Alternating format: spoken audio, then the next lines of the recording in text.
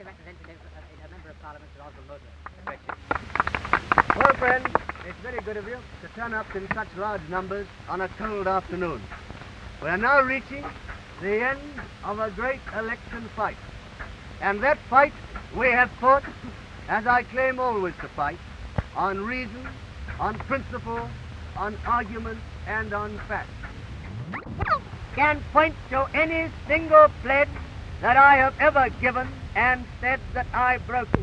For a reason that and standard and wages will go down and down until at last you have men in Parliament who will face up to the realities of the age in which we're placed today.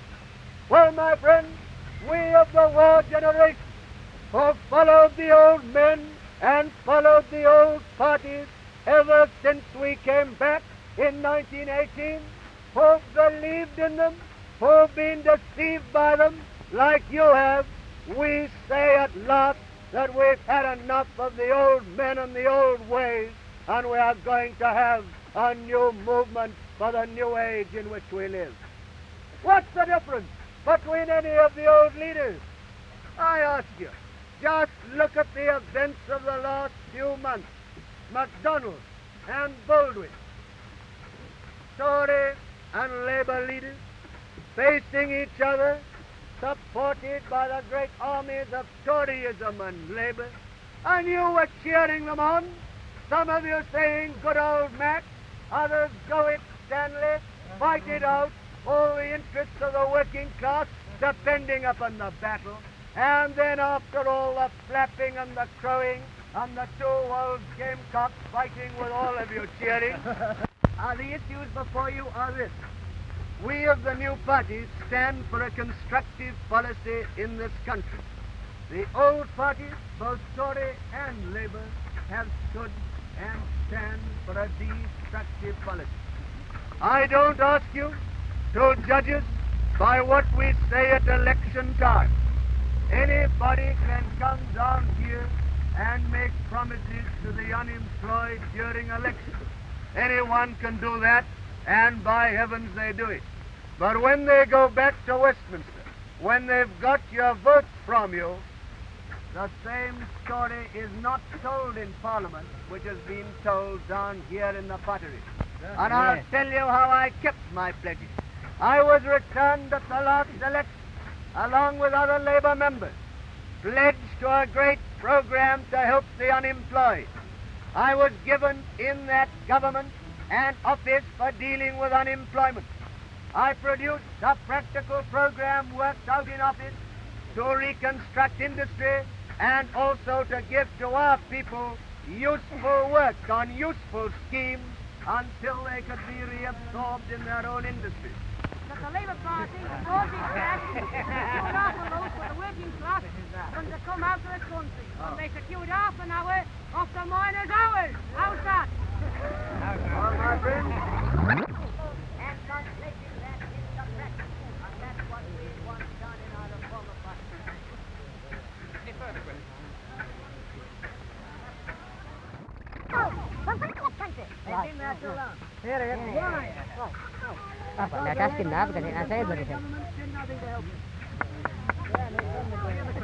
that's why I resigned from it. Oh, well. Oh, the Labour Party man? Well, I don't care what you are. Who says that? Seems as though you are.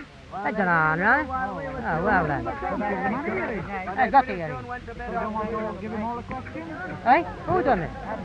Oh, me, you're a member of the public, I know, you're still as thyat. They did do a certain amount, and that is why the protection I propose is Oh, wait. absolutely That's different. on my The that of the Tory party, they protect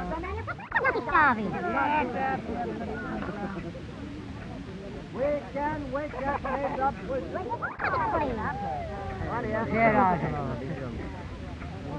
You've asked me something? Now, you've been here for you know where you are. What's your position? Have to be careful.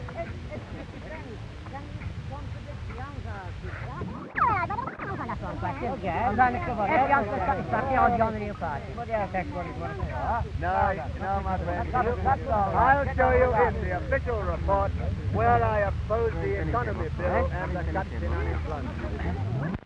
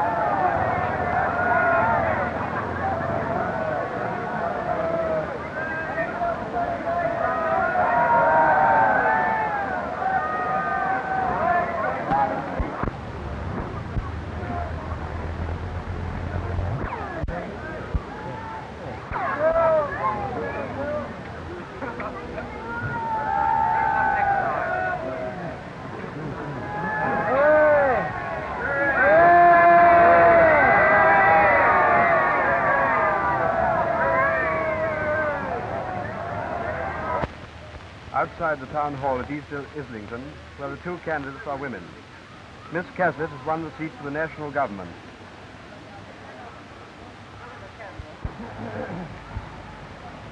Outside the town hall at East Islington, where the two candidates are women. Mrs. Manning has retained the seat for the Labour Party.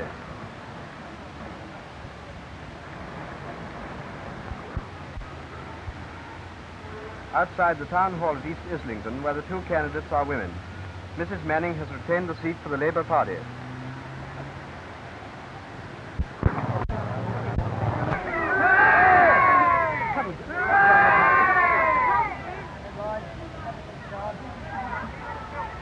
Miss Cassick is standing with the bouquet.